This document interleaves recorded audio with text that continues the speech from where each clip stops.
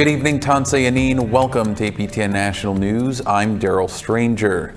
We begin in Saskatchewan with news that many will find disturbing. The English River First Nation says a ground-penetrating radar search on the site of the former Beauval Residential School has uncovered several possible unmarked graves of infants.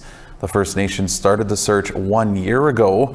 It now says the GPR findings have produced several positive hits or areas of interest at this site, which are consistent with what they now believe are 93 possible unmarked graves. In a statement, the English River First Nation Elders Council said horrifying and grueling stories of abuse from survivors have been circulating for generations. The Elders Council said, quote, "These children and babies are no longer lost. They were never forgotten, and we find some relief in that they have been discovered," unquote. The community has asked for privacy at this time. A press conference will be held on August 29th.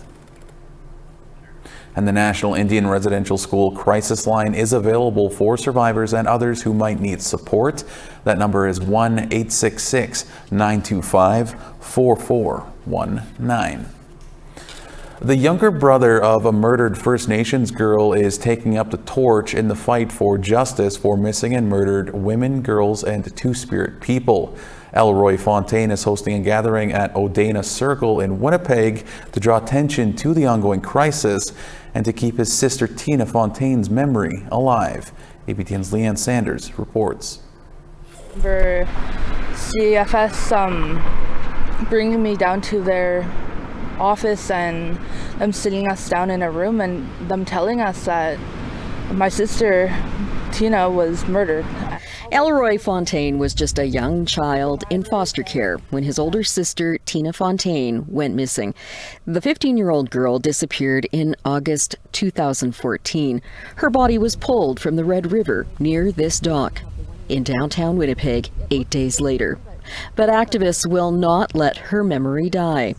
It took me a couple years to understand everything, and I knew that it happened for a reason, and that I'm supposed to go and stand up for MMI and be an advocate and go to these rallies and support and use my voice and be my sister's voice as well.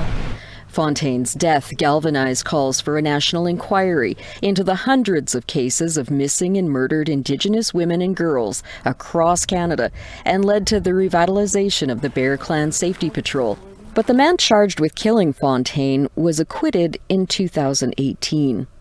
Robbie Fontaine joins other young activists like Cambria Harris in bringing awareness and fighting for change to end the MMIW G2S crisis. It's encouraging for veteran activist Sue Caribou, who has been a prominent voice since her niece Tanya Nipanak was murdered in 2011. I pray for the next generation to do a good job so they have a better, brighter future, and to work together as a community to support one another and not just go support this and that certain, no favorites. Just let's start working together so things will go in a good way for our people.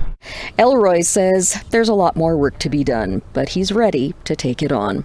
I don't see much change other than the awareness, but it's just time to fight back against the system and change things. Leanne Sanders, APTN National News, Winnipeg.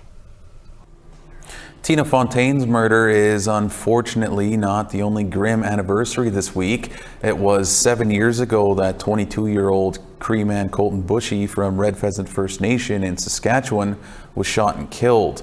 For more, we're joined by our Truth and Politics panel, Carrie Benjo, the editor of Eagle Feather News, and Nigan Sinclair, a columnist with the Winnipeg Free Press. Carrie, Nigan, thank you both so much for joining us again today for this panel. Carrie, we'll start with you. What do you think the legacies of Tina Fontaine and Colton Bushy are? I think their legacy is still with us. Anytime there is any type of incident, we quickly remember their names and remember their stories, the justice that they didn't get. And I think that drives a lot of people now to not sit idly by. They're quick to jump to support families. They're quick to raise awareness, and I think it really spurred a lot of social activity online, within the public. We see it now, we see it still happening, and I think it really brought the entire nation together. And Nigan, do you think these names will remain important for years to come? Well, certainly at this time of year, it's been 9 years since the loss of Tina Fontaine, 7 years since the loss of Colton Bushy. Both of their deaths created tremendous, while sad and tragic and absolutely injustice. Created a lot of outcomes that I think we can see in society today. I mean, we wouldn't certainly have gotten the Murder Missing Indigenous Women and Girls inquiry without the huge outcry as a result of the death of Tina.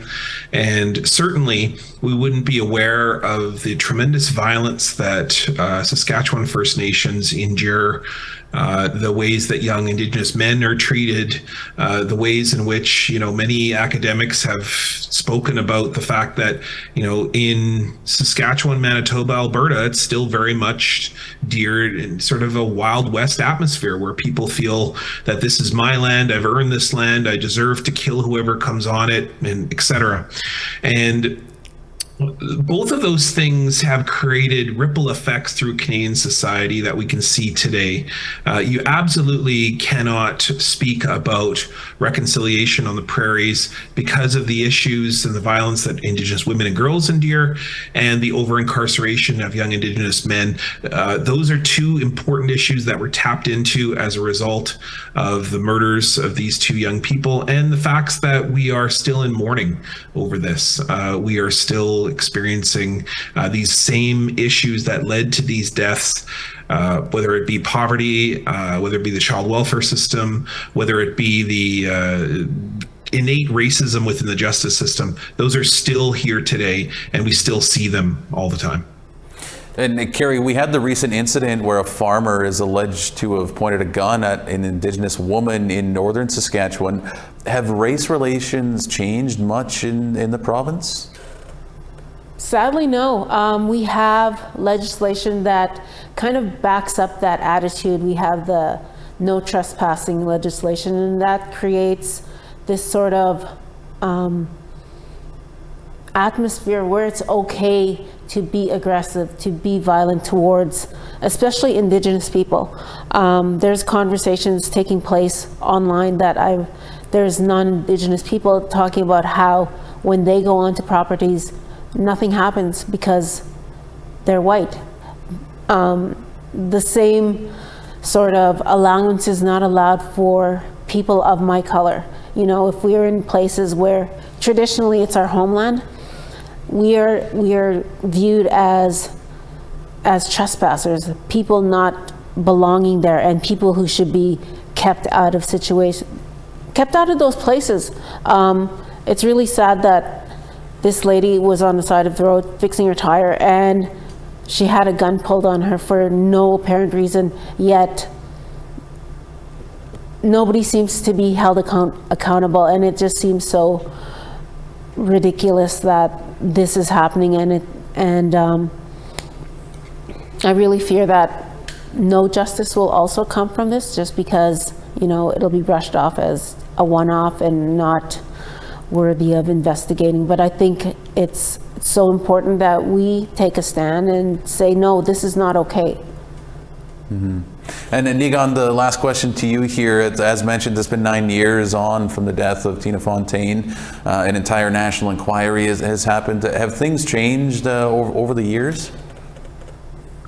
On the night or the following days after Tina Fontaine's remains were found in the Red River, there was a tremendous public outcry that wasn't just Indigenous. The gathering at the Forks, which I myself and a few others coordinated that event, were completely shocked by the number of non-Indigenous Winnipeggers that came out that night. There's something about Tina Fontaine's passing that tapped into a kind of ethos of Winnipeg that created a lot of movement for a period of time.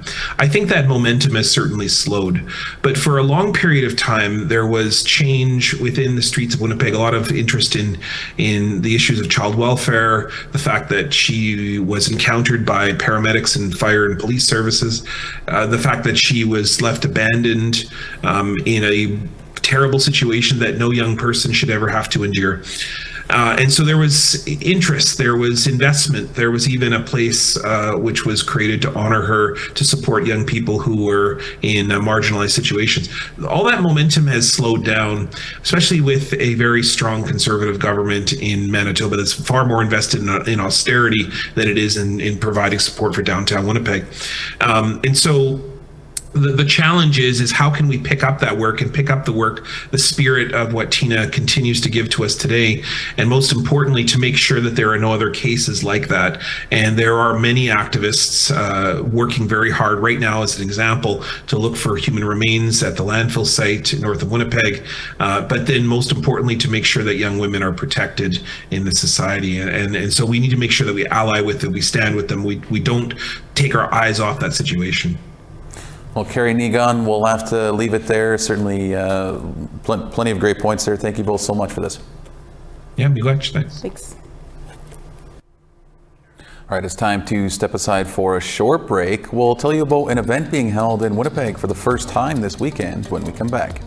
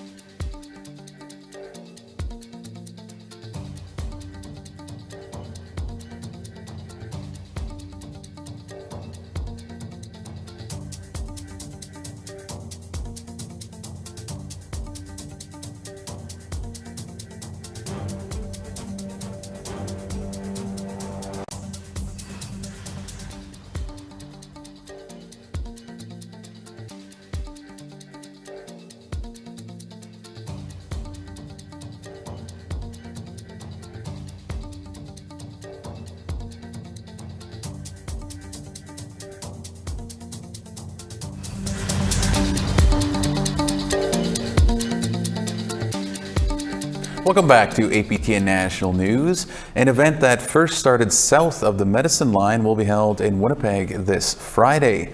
Decolonized Beats will feature speakers like Cambria Harris, music, drumming, and a film screening. It's the work of Crushing Colonialism, and I spoke with Executive Director Jen Deernwater earlier. Jen, thank you so much for joining us in studio here today. For starters, can you tell us what Decolonizing Beats is? So Decolonized Beats is an Indigenous arts and performance series that we started through Crushing Colonialism. Each event is just slightly different, but we are actually putting together a lot of programming we're calling it Indigenous World Pride. So in 2025, Washington, D.C. will host World Pride, and we want to make sure that we have Two-Spirit, Indigiqueer, disability and language accessible programming by and for our Indigenous relatives who will be visiting D.C. And so we decided we wanted to do a kickoff event, and so we're hosting one here in Winnipeg on Friday night from 7 to 10 at Thunderbird House. Well, this is the first event held north of the Medicine Line. As you mentioned, it's going to be here in Winnipeg. Why was Winnipeg chosen, and what can people attending expect? Well, Winnipeg has such a large Indigenous population and so much arts and so much thriving culture that we felt like this was really the spot to have this. We also were here earlier in the year in support of Cambria Harris and the 4 missing sisters. And so we wanted to come back and also show support for the families of those 4 women, but also the families of our other missing and murdered relatives. So we are actually going to have a raffle on Friday night at the event, and part of the proceeds from that will be used to buy some of the Amazon wish list items for Camp Morgan and Camp Mercedes. We also have an amazing coordinator here, Lorraine Clements, who is from Winnipeg and Anishinaabe and just has been remarkable and helped us make this all happen. Certainly plenty of great things you just mentioned there. Jen, why do you think events like this are so important? You know, really anywhere that colonization has occurred, we can see a lot of the similar issues, whether it is Indigenous children in so-called Australia being locked away in adult prisons, it's our missing and murdered on either sides of the Medicine Lines, including south from Mexico and below, or, you know, it's our Sami relatives fighting deforestation. You know, the issues are also very similar. And so we really like to work with our relatives across borders and oceans and lands and really try to bring everyone together, because there's so much that we can learn from each other. And there's so many ways that we can support each other and show solidarity and just enjoy each other's company and the beauty and the amazingness that is being Indigenous. Now, one more question for you here, Jen. I'm going to go back to your first answer, just in terms of the Washington, D.C. event in 2025. That's obviously going to be a massive event in a few years' time. Can you tell us a little bit more about that and maybe why 2025 as well? Well, so DC will host World Pride in 2025. So that's why we're holding it then. That is where we are based. Like I said, we do work across borders and lands, but we are based in Washington, D.C. And as part of the Indigenous community there, we want to make sure we're really welcoming people and that we're doing things in a good way. But some of what people can expect is we're going to have film screenings and Q&As with the filmmakers. We're going to have art. We're actually talking with the Smithsonian Institution about potentially even bringing in some more Two-Spirit and Indigiqueer materials for the archives there. We'll have performances, dancing, music. You know, we're really going to try to do a lot of media and arts and really highlight, you know, the creativity and the talents of our Indigenous relatives from around the world, but also bring to light some of the issues that we're all struggling with that, you know, are so often not covered in non-Native press. Well, there's certainly plenty of great things to look forward to now and into the future, Jen. We'll have to leave it there, but I wanted to say thank you, Miigwech Kinanaskamatin, for taking some time today. Wado, thank you. All right, it's that time in the show to take one final break. We'll have more on the passing of Robbie Robertson and his legacy when we return.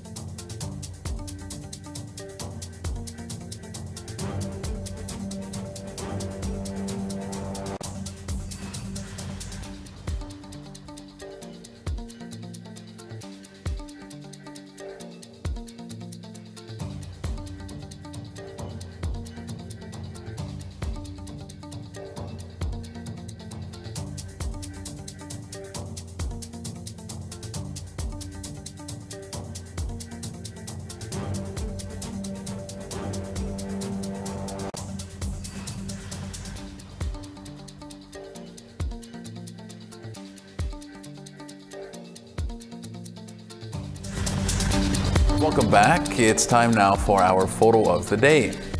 Greg Scriber captured this picture-perfect moment as the fog lifted on the Atlantic Ocean to reveal a sundog off the coast of Newfoundland. That's a great photo there, Greg. Thank you so much for sharing that one. For the chance to be featured as our next photo of the day, be sure to send your photos to share@aptn.ca. All right, now let's take a look at tomorrow's weather forecast.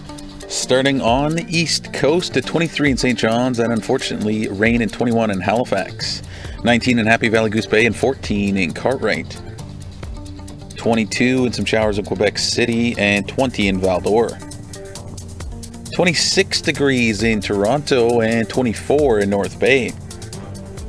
Elliott Lake is looking at 24 degrees and 14 in Sioux Lookout. Clear and 20 in Churchill and 18 in Norway House. 19 degrees in Barons River and 22 degrees in Winnipeg. 23 and clear in Swift Current and 21 in North Battleford.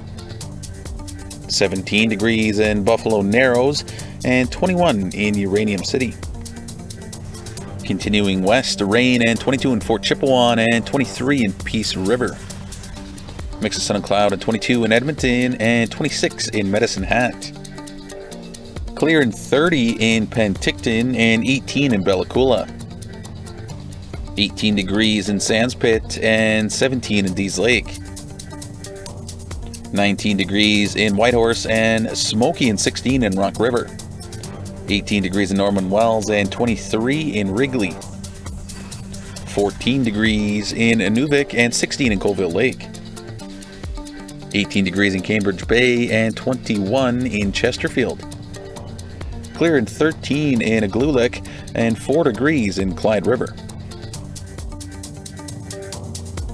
Condolences are pouring in from around the world after the passing of Robbie Robertson. He was the main songwriter and guitarist of the 60s and 70s rock group The Band, one of the most important music acts to set foot on stage.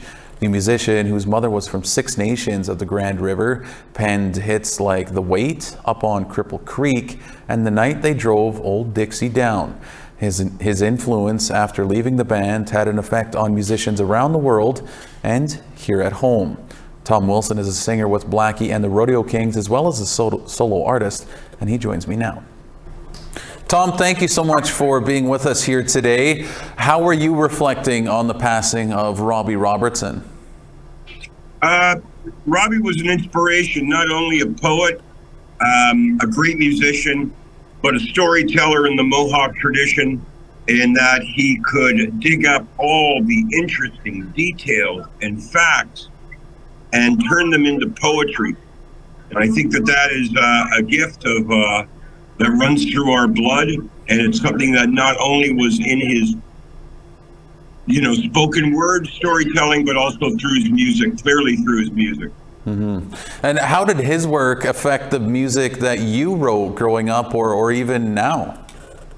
Well, Robbie Robertson's writing and his work with Levon Helm, his work with the band, that was the birth of what we know as Americana music now. The Americana music being the music that mixes blues and country and folk,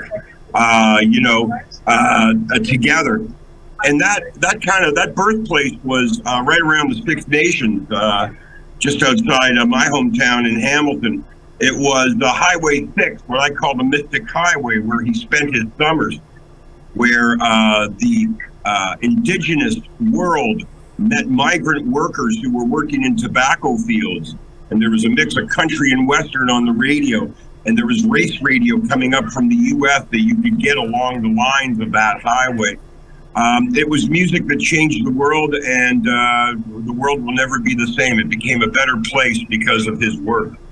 Well, I'll ask this last question to you, Tom. What type of legacy do you think Robbie and his work leaves behind? I think that the legacy stands clear in that all of the musicians, all of the people that were influenced by him that wanted to keep his beliefs going should probably donate to the Woodland Cultural Center on the Six Nations. The Woodland Cultural Center, of course, is our living culture displayed and in action. It stands tall beside the devastating darkness of the Mohawk Institute Indian Residential School. So the people down there are working really hard to keep the important messages getting out.